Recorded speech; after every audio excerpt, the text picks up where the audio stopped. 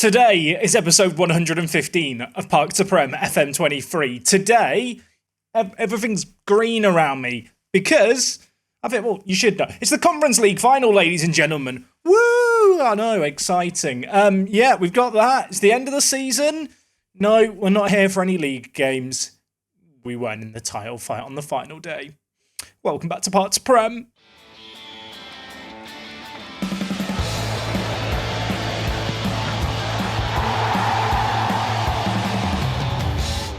Yes, folks, how are you doing? I hope you guys are doing absolutely amazing. Today we are here to end season number 15 here at Guernsey. For a second, I forgot who we were managing. I almost said Hertha Berlin. No, that's the team we're taking on. Mind you, their manager, Michael Carrick. It's going to be an all-English affair on the touchline. But before we get into that cup final and the away day at the host venue, which is in Austria, the small matter of the Premier League and how things have finished up this season. Now, let's be honest.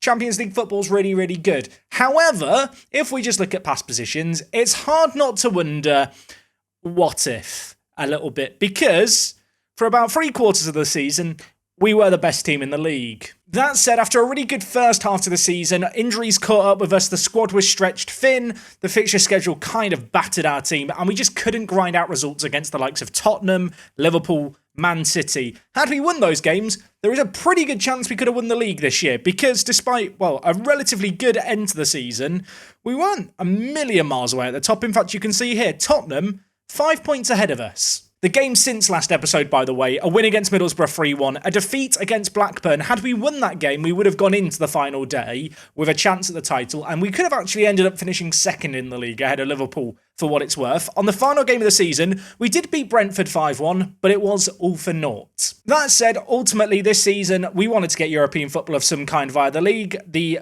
pre-season expectation was 12th. You can see here the updated media prediction was 10th. And if you look at this year where we got 79 points and compare it to last year where we got 54, it's hard not to look at this season as a monumental improvement. Now, before we do a little bit of an end of season wrap-up, and I do want to talk a little bit about the squad plans for the upcoming transfer specials, we probably should have a look at the Conference League host venue, because we are heading to the Ernst-Happel Stadion in Austria. Built in 1931, built 106 years ago in game, 62,000 seater capacity.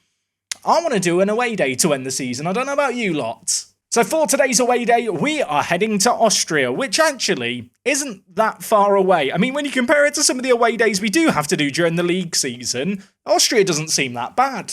Now, if I'm not mistaken, the Ernst-Happel Stadion, I don't think that was the actual name, I've just said a name there, but the stadium is in Vienna somewhere. I mean, it's a good job Vienna's not a big city or anything, isn't it? Okay, I have found the Ernst-Happel Stadion. It is right by the river, and it is, to be honest, right in the middle of Vienna. Let's get to satellite view. Here is the stadium. Oh, I hate it. I've not really talked about this in videos yet. Does anyone else hate running tracks at football stadiums? I understand if you've got a multi-purpose like national arena, or maybe it was built for an athletics event, be it the Olympics or otherwise, why that necessitates a running track. But if you ever go to a stadium that has a running track, you feel so far away from the match. Am I an old man shouting at clouds, or do people know what I'm talking about here? I've also just looked at myself in the camera. Do these green lights make me look pink? I'm not pink, I swear. Sorry to the Europa League. Blue. It's very Champions League. I mean, we qualified for the Champions League. It's fine. Back to the away day. I mean, we complimented Victoria Pleasant on the variety of sports around their stadium. I mean, this is pretty impressive too. You've got running track. Is that American football? Or is that rugby? I don't know which is more popular in Austria. Clay tennis, I'll tell you what, this is like Victoria Pleasant Mark II, except it's a bigger stadium. Football pitches galore over here. There's a water park. Is it close enough to the stadium to count? I think it does. There's solar panels everywhere here. I don't know what's under the solar panels. And then car park. Either that or people have just dumped their cars. I'll let you guys decide. Right, Street View, what have you got for me? Okay. There's not a load of options, but there are some options. First things first, just inspecting the car park, which I will say, it looks a lot bigger and more impressive here compared to on the satellite view. I still don't like the fact people have to park on the grass, but it does have a bit of park energy about it. Also, I don't know why they censored this part of the sky. Apparently it was particularly offensive. I'm trying to formulate an opinion of the stadium from the outside. I'm confused about the choice of green. Like that, not a fan of the... Is it meant to blend in with the trees? Because if that's the plan, doesn't work. I guess they also host music festivals or something at this event. Either that or the halftime show for the Europa League is AC/DC. AC/DC are hosting the halftime show for the Europa Conference League in the year 2034. What a timeline. Do just also want to say, I did say 2034 there, it's 2037. When you're this far in the future, you lose track of time. I'm hoping if I maybe go to one of the dots on the pitch, we can actually get a look at what it looks like for a football match. Oh, we can. Are these clappers? Does anyone else hate stadium clappers? I want to go on another rant. Let's not do it. Like, don't get me wrong. It's an impressive stadium. Clearly it hosts a lot of people, but you just feel so far away from the action. I mean, they're literally using the space between the running track and the pitch as a car park. They love car parks in Austria. I am playing a dangerous game here because Austrian viewers were not happy that I skipped out on a European away day earlier on this season. And now I'm just here slating what I assume is the national stadium. I mean, it's not bad. It's just... not for me, Chief. That's what I'll say. This is one of those bizarre ones where the stadium itself, I don't want to say I hated, disappointed with it. Everything outside was kind of cool. Lack of footage of it, but, swimming pool, water slide, tennis courts, had the full shebang. But the stadium itself I hated for a load of different reasons. I'm going to give it a 6 out of 10. If it didn't have the running track, it'd be a 7. If the seats match, it'd be an 8. And if it was just a bit nicer looking, it'd be a 9. That's how the cookie crumbles. I'm sorry. Anyway, we have got the small matter of this Conference League final that I should probably get into. I am wearing a suit. It's rather hot, so if I start stripping naked, or rather just taking the jacket off at half-time, forgive me. It's the intense atmosphere of a Conference League final. No one's ever described the Conference League final as intense. Now, I did and I did about playing the first team for this game here, but I'm a man of principle, and we let this kind of mostly rotated team here guide our team to this stage in the competition. I think they deserve to see out the job and just prove their worth to us. So, the team we're going with is this team here. I mean, Malheiro has been... I don't want to say he's been bad, because he's not had a load to do. I mean, he's kept 8 clean sheets in 14, but he's not wowed me in goal this season. He is going to get the nod in the final. I mean, he's got a 7.31 in the Conference League, rating-wise, so he should be fine. Right back, we're going to go with Ganino alongside Tejera and Sweeney. Buyak in at left back. Buyak's the kind of player who only really feels like he plays in the Conference League, and yet this season he has made 37 appearances across all competitions. He is a player who has clocked up minutes this season, and with that in mind, I think he's ready for this game here. McKillop is going to play at defensive mid. Jaime, the captain, is going to take the armband. Of course, his contract is up at the end of next season. He's already announced his intentions to leave the club. He could leave this summer for some money before we lose him on a free. This might be the last time we see this man in action. He is going to be playing as a regista at the back for us, so savoured this match. Yeah, we might be seeing him for the last time in Guernsey colours. Elsewhere in the team, we're going to go with Sulla out on the right-hand side. He has had a really good season, adapting to this new position. A player who came in only really knowing how to play as a winger on the left-hand side. We've trained him to play on the right, and he has excelled there, cutting in on his stronger foot. Diallo, much the opposite, learning to cut in from the left-hand side onto his stronger foot. Of course, he was always more of a striker, but a player who, despite not training amazingly lately, has been a crucial part of this Conference League campaign. And while speaking of crucial parts of this campaign, JV. Has there been a more crucial man in this campaign? If there has been, I've not met them yet. This man's on a 7.91 average rating across 11 appearances in this competition. He is going to be our centre attacking mid. And up top, we are going to go with Alanis. This man has clocked up the most minutes in the team this year. I have really been just thrusting him into the first team, playing him as much as possible. I want to see him develop like absolute crazy, and well, to be fair, this season he's put in some good performance. He's developed relatively well, and in fact, if you look at things here, 40 goals in all competitions, 14 assists. For an 18-year-old, I think that's pretty good. I trust him to lead the line in this one. Some of you are sat there thinking, Jack, last episode you were slating Alanis. Nah. You don't. you're remembering incorrectly. That would never be me. Of course, looking at the bench, we've got the likes of Rios, Rojas, Jamphy, Grassa, Alunga. I mean, you can read the names here. We have all the strong players and the first team players on the bench. We could opt to bring them on if we are chasing this game with 12 subs at our disposal. Pretty much everyone who I'd want to have on the bench is on the bench for this one. In terms of Hertha Berlin, they have just finished 5th in the Bundesliga. They've had a relatively good season. Their key man is Diallo. It is crucial that we keep this bloke quiet. His pace is certainly a threat. He's either-footed.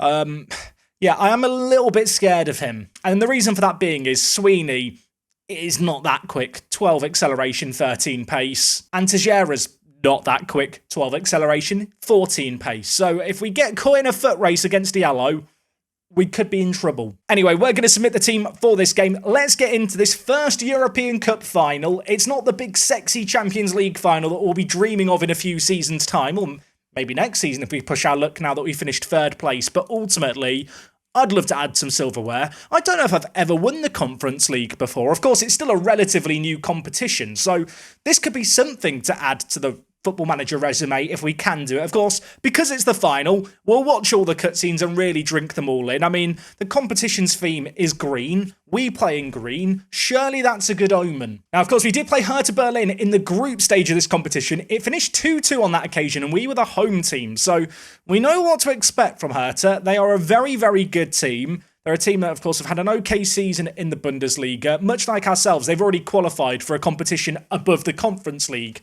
this year. So the qualification spot that's available for winning this game isn't really the be-all or end-all. For both teams, it's about the silverware. And, well, I'd like to get off to the best possible start. And maybe we can make it happen here. Sweeney with the ball, giving it wide to Buyak, the left-back, with lots of space to run up into. I believe Hertha Berlin are playing a 4-4-2. That's certainly what they were playing in previous European games when I took a peek. And while Diallo's touch has let him down there, I'm sure there's going to be some nerves in this game, with it being a big final. But we've got a relatively experienced 11 at this point, an 11 that have played alongside each other a lot. And while Diallo is through, and Diallo, he's hit the woodwork. It's his brand. We've already established this. Diallo hits the woodwork more than he scores. Bodson with a throw-in right in the corner. For a moment, I thought the highlight was going to be us having a corner. It was that much in the corner, but sadly not. That said, we managed to wrestle back possession. It's Buyak on this near side again, the Polish left-back, trying to pick out Diallo. He goes down in a heap. For a moment, I kind of held my breath expecting a penalty to be given, but it was a clean tackle. Is that Kai Havertz, or is that a different Havertz playing for them? I need to check that in a second. Buyak, Sweeney. It can't be Kai Havertz, not this far in the future. I refuse to believe it. Diallo, Alanis, that's a nice goal. It's his 41st of the season. We talked about the 18-year-old, the fact that I have been playing him so much this year. I think he's coming up to 50 games played. He's not quite going to hit it, but he's been averaging very close to a goal a game, and with a finish like that, you can see why. I have just had to check. It's a 37-year-old Kai Havertz, who is 38 next month, who's on the wing for them. I mean, that's mental. He's got 8 goals and 9 assists in the Bundesliga. You know what? I'm not going to question it. He's amazing. Bodson with another throw in. It feels like so far this game, a lot of our joy is coming down this left-hand side against Havertz and Bodson. I guess with Buyak and also Diallo, we've got the pace and physicality advantage over the old man that is Kai Havertz. Oh my word, for a second I thought the ball was going to get in behind there. Everyone paused and froze for a moment, but good news for us. Keeper has picked it up. We're back in possession now. Tejera, not expecting him to score another hat-trick in this game. Of course, he scored 2 hat-tricks last episode. It was a weird time. We could have a chance here. Sulla's bringing it forward, skips past his man, turns on the afterburners, pulls the trigger and hits the crossbar. Half an hour played here. 1 shot on target for either team, but besides the shots on target, we have created more. We have had more of the ball, which is great to see. You can see Diallo, Sulla, and Alanis all putting in great ratings so far in this game. JV, the little set-piece merchant, on a 6.7. Absolutely pathetic by the centre attacking mid, but plenty of time for it to change here.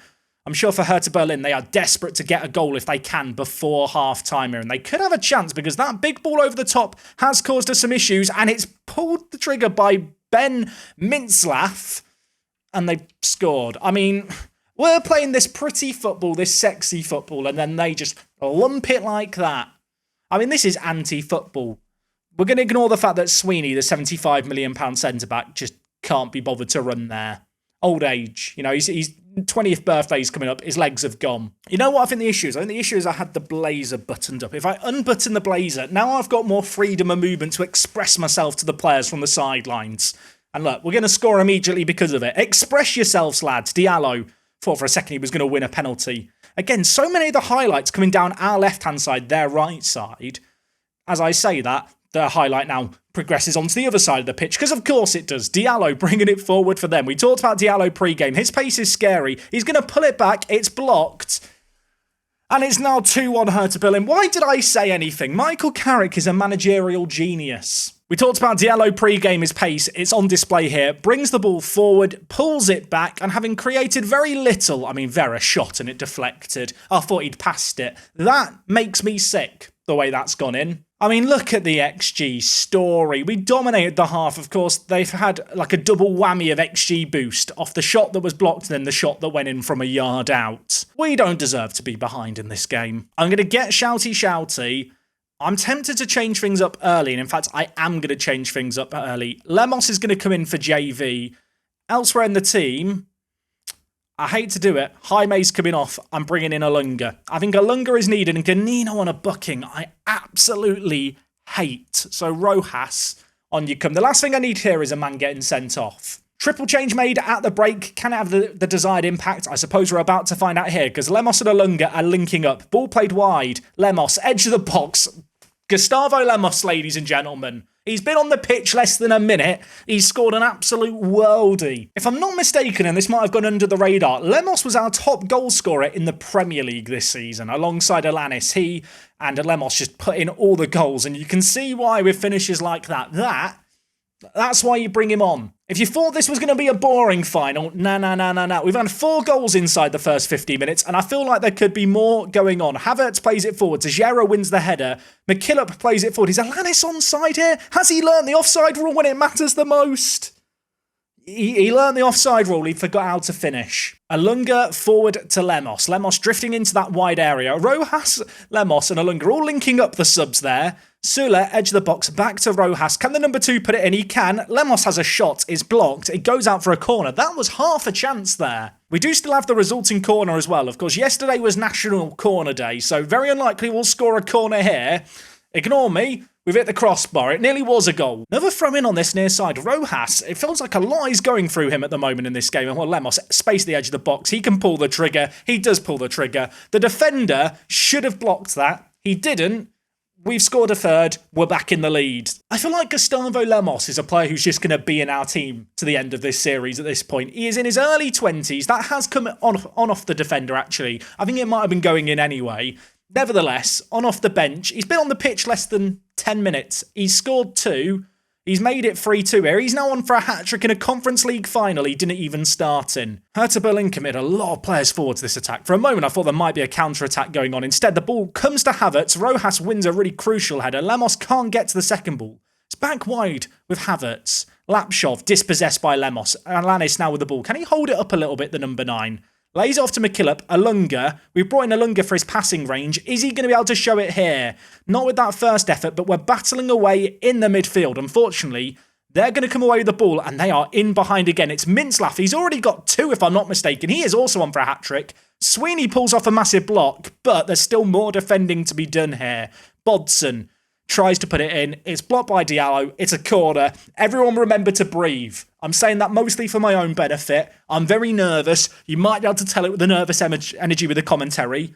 I wasn't meant to care about the Conference League, but with how this final's gone so far, I'm desperate to be on the winning side now. Hour played, subs that we've made so far in this game have made a big difference. Sulla is having a good game, but he is looking more on the tired side. So I'm going to bring in Tyrese Bignot, I think. We will hold on to our final sub just in case of injury. Of course, it's only a 1-goal game. If they were to get a goal back, extra time, and then the dreaded P word, penalty.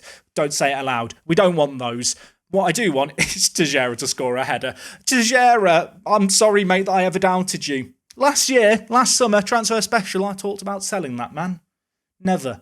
He signed a new deal with the club recently. Lemos has crossed it into him. Tejera has scored the header. It's 4-2. I'm calm. I'm saying I'm calm. I'm really not calm. I'm saying it to try and calm myself down. It's not working. They've got a set piece, but they haven't got a Tejera on the end of it. Lemos has got 2 goals and an assist on off the bench. I mean, as far as sub-cameo appearances in a European Cup final go, he's had a pretty good game so far. I feel a bit sad for Mintzlaff because the man is only 1 goal away from scoring a hat-trick in a final that he could end up losing. Which, I mean, who would score a hat-trick in a cup final and then lose? Kylian Mbappe sat crying in a corner right now, isn't he? Right, McKillop's on the ball. Can we make something happen here? There's options to his left. He could go for them. Instead, he tries the more ambitious ball. That wasn't the ball to play. Hertha Berlin trying to play it through the middle. Rybakov, Vera, inside to Diallo. Back wide now with Vera. We've got to be a little wary here. Ronaldo plays it forward. Vera cutting in from this left-hand side. Could pull the trigger. Does pull the trigger. Off target. I feel like, you know what? I need to shout a little bit of encouragement here. 13 minutes left. Lads, just enjoy yourself. Enjoy yourself by being disciplined and crossing it to Tejera. Only just off target. 10 minutes left in this game. We've had more of the ball. We've had a significantly better XG throughout and created a little bit more. With 5 minutes left, I'm starting to believe that the win's in the bag, but it has not been anywhere near as simple as it was meant to be. And why have I said anything? If they get 1 goal back, I'm not going to be comfortable for the next 5 minutes. It will be squeaky bum time. Mintzlaff's through. And having scored 2, that is an awful effort on goal. I mean, he can't, play up to the big occasion like Gustavo Lemos can. That's all that needs to be said. 4 minutes of added time here. 2 minutes left of it. I'll tell you what, when we were 2-0 down at half-time, I was slightly worried. But we have managed to win things. And look, because it's the Conference League, we get like the custom winning animation with the green podium. I'm going to assume that is green for Guernsey rather than green for Europa League. Here you can see, is it Tejera? I think it's Tejera. Does Tejera wear the number 14? I hope it's Tejera with the trophy there. He absolutely deserves it. We are Conference League winners, ladies and gentlemen. It's Guernsey 4, Hertha Berlin 2.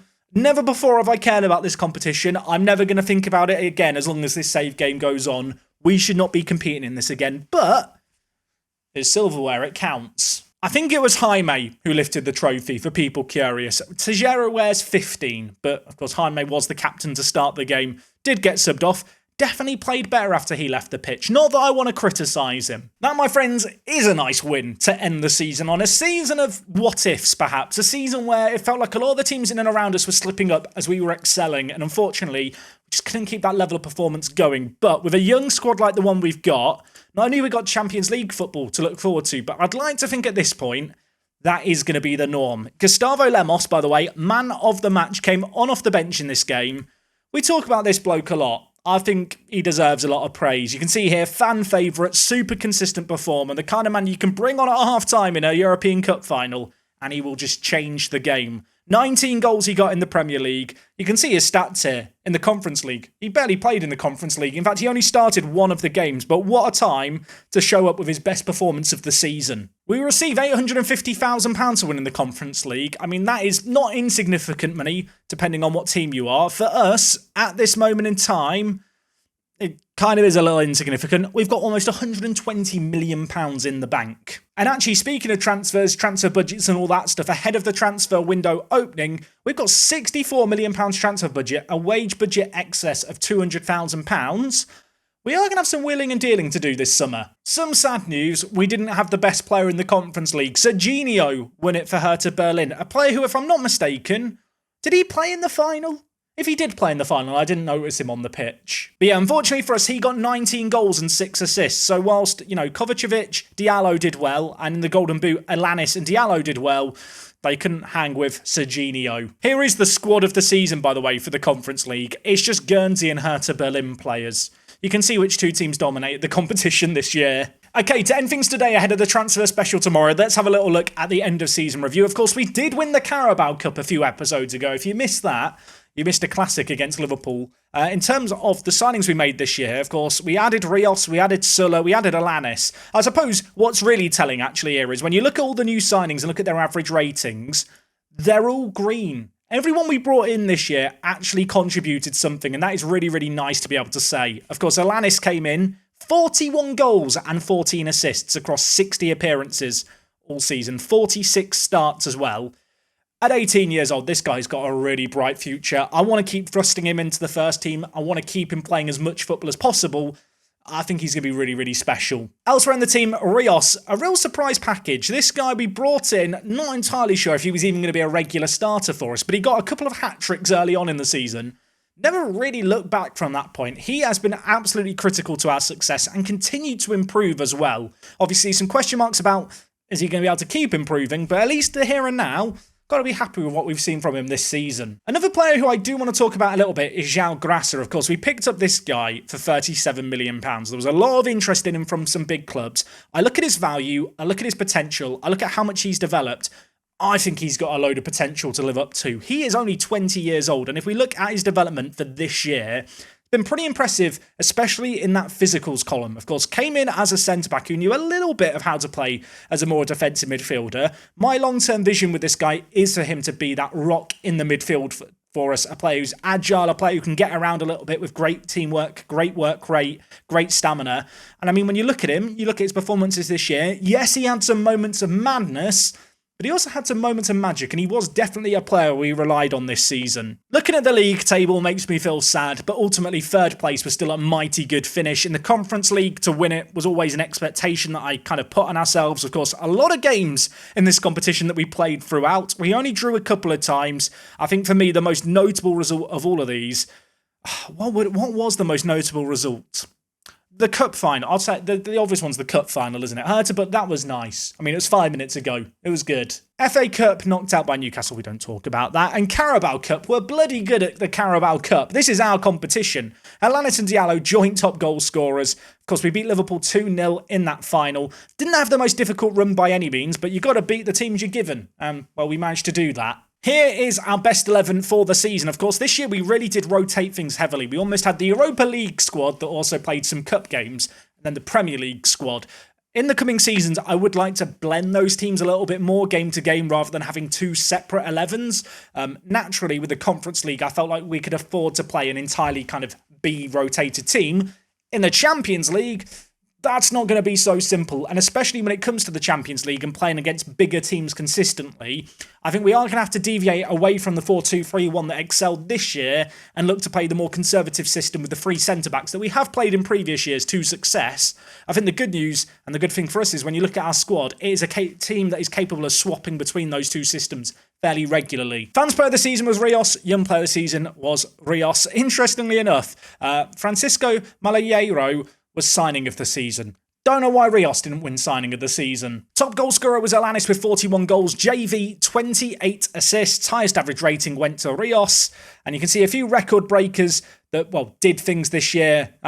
Maybe did things is generous to Craig Sweeney. I mean, he did do something. He joined us for £75 million, then played a game for England. Truth be told, didn't wow me during his first 6 months at the club. That said, 9 league appearances, a 7.0 rating. For a player we brought in largely for his potential and what he could become, he did okay. Board expectations for this coming season, they want us to be competitive in the Champions League. They also asked for a top half Premier League finish, and following on from that, they want Europa League football consistently in the kind of future years, and then eventually best of the rest. I remember when we were first promoted and they just wanted us to stay up for the next 5 years. Now they're getting greedy with the expectations. Apparently Vucevic is drawing interest from Arsenal. I mean, when you look at his value, would I be mad to sell JV for 60 to 70 million pounds if the bid came in? There is going to be some interesting decisions to make this summer. JV is one example. Alexander here is another one where has a really high guide price. And if I could get 60 million pounds for him, it'd be very, very difficult to say no. It's weird, when you sort players by transfer value, there are some players that their current ability or their potential just doesn't really line up with the value that is kind of hung over their head. Might be looking slightly at Tyrese Bignot with that. But when you look at our team, it's a squad of 26. I don't really want to sign a load of new first team players without first getting rid of players. We are at that critical point though now, having qualified for the Champions League, our draw of players should be a little bit stronger, and rather than the shotgun approach we've taken with youngsters over the last few years, I think summer transfer windows are going to be a lot more about picking out 1 or 2 first team players that immediately add quality to the team. And when I look at the first team, when I look at kind of the potential and ability columns, the 2 areas of the pitch I'm looking at this summer, I think, are going to be a right attacking mid who'd come in place of Bignot, and maybe also a right wing back of some description. I do think Big Knot's a very, very good player. If the right offer came in, maybe I'd be open to selling him. But I look at his versatility, the fact he's either-footed,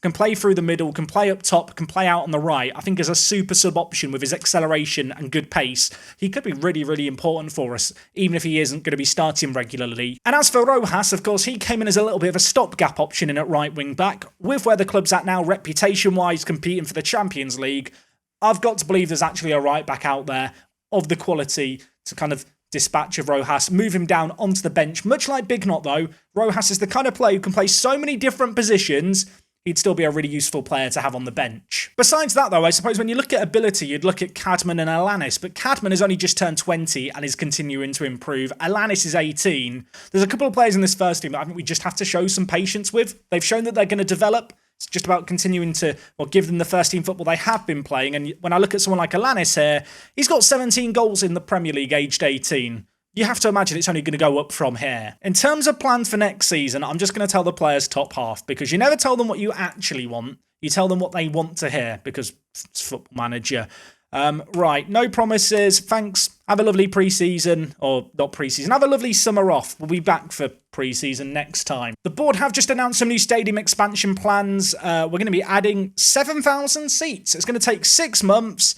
And it's going to cost us £13 million. But good news, we're not going to have to move stadiums whilst the work's being done. So that gets a thumbs up from me. And I think with that stadium news, that leaves us in a pretty good spot to wrap things up for today. We are already at the end of May. The new season is coming around very, very soon. Next time out, transfer specials. We've got signings to make, players to potentially move on, maybe some wheeling and dealing to do. I'd like to know down in the comments, who would you be looking to get rid of? Who is massively overvalued? Who has been in this squad for too long? Answers on a postcard, let me know below.